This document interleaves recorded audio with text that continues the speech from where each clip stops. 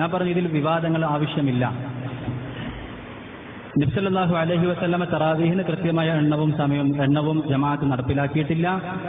തങ്ങളുടെ വാക്കും പ്രവൃത്തിയും മൗനാനുവാദവും ഒക്കെ സുന്നത്തിന്റെ ഭാഗമാണ്. തങ്ങൾ രാത്രി നമസ്കാരം 2-2 നിർവഹിക്കണം, രാവിലെ ആകുമെന്ന് ഭയപ്പെട്ടാൽ എട്ടയിൽ അവസാനിപ്പിക്കണമെന്ന് പറഞ്ഞു. ഖിലാഫത്തിന്റെ ആദ്യ കാലങ്ങൾ കഴിഞ്ഞുപോയി. ഉമർ റളിയല്ലാഹു അൻഹു ജമാഅത്ത് നടപ്പിലാക്കി. ആ ജമാഅത്ത് 11ഉം 20 ഉദ്ധരിക്കപ്പെട്ടിരിക്കുന്നു.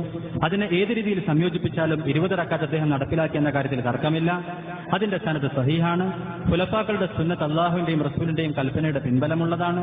അത് സുന്നത്തിന്റെ തന്നെ ഭാഗമാണ്. അത് ബിദ്അത്താണ് എന്ന് കരുതുന്നവർ, അല്ലെങ്കിൽ അത് ശരിയല്ല എന്ന് കരുതുന്നവർ, അവർക്ക് സുന്നത്ത് സ്നേഹമോ ബിദ്അത്ത് വിരോധമല്ല, പ്രത്യേക തരം രോഗമാണ്. എന്ന് മാത്രമല്ല, ഇത് വേറൊരു സംഗതി, ചിലർക്ക് ഈ ജനിച്ചത് മുതലേ ഇത് കേട്ടവർക്ക് ഈ 20നോടുള്ള അലർജി മാറില്ല. അവർ ചോദിക്കും 11 എന്നാലും ഉത്തമം, 11 ഉത്തമം. ലജനത്തു ദായിമക്ക് എന്ത് പറ്റി അള്ളാഹുവിനറിയാം. ലജനത്തു ദായിമ ഈ വ്യാജന്മാരെ അപേക്ഷിച്ച് നോക്കുമ്പം ശരിയാണെങ്കിലും ഞാൻ പറഞ്ഞു നമുക്ക് അവരോട് വിയോജിപ്പുകളുണ്ട്. അവർ പറയുന്നത് 11 ഉത്തമം. എന്ത് കാരണം ഉസ്താദുമാരെ, എന്താ കാരണം? എന്തുകൊണ്ട് ഉത്തമം? എങ്കിൽ എന്തുകൊണ്ട് തങ്ങളുടെ 3ഉം 5ഉം 7ഉം 9ഉം ഉത്തമമല്ല? 11 എന്തുകൊണ്ട് ഉത്തമം?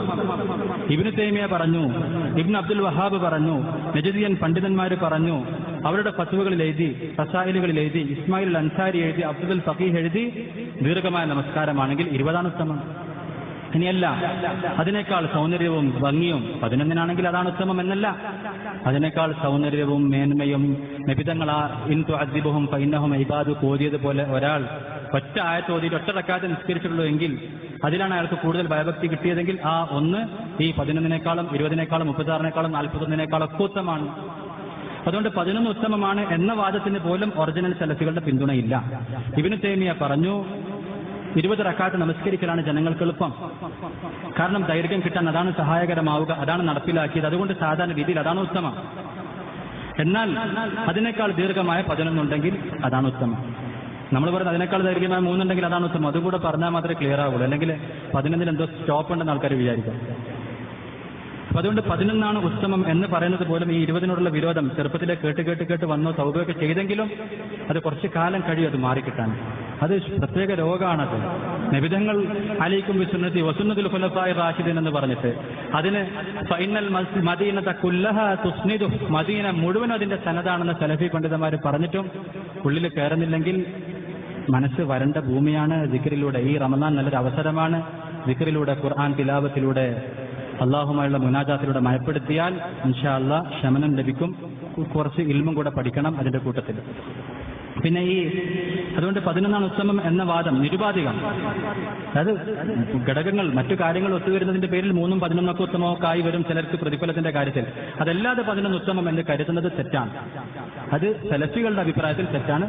പിന്നെ ഉത്തമമല്ല എന്നുള്ള അഭിപ്രായ വ്യത്യാസം എന്നു പറയൂല. ഒരു ചർച്ചയ്ക്ക് വേണ്ടി പറയുകയാണെങ്കിൽ ആ വാദം തെറ്റാണ്. അതിന് സലഫികളുടെ പിന്തുണയില്ല.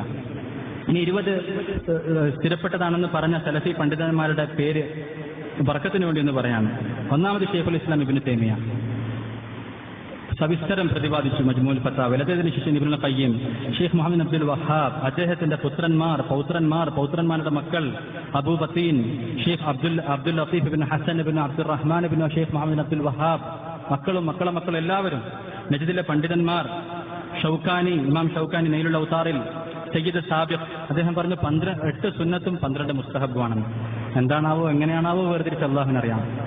എന്താണെങ്കിൽ 20 ഉണ്ട്. ഷെയ്ഖ് ഇബ്നു ബാസ്, ഇബ്നു ഉസൈമീനും 11 ഉത്തമാണെന്ന് പറയുന്ന ആളാണ്. എന്തുകൊണ്ടാണ് അള്ളാഹുവിനറിയാം.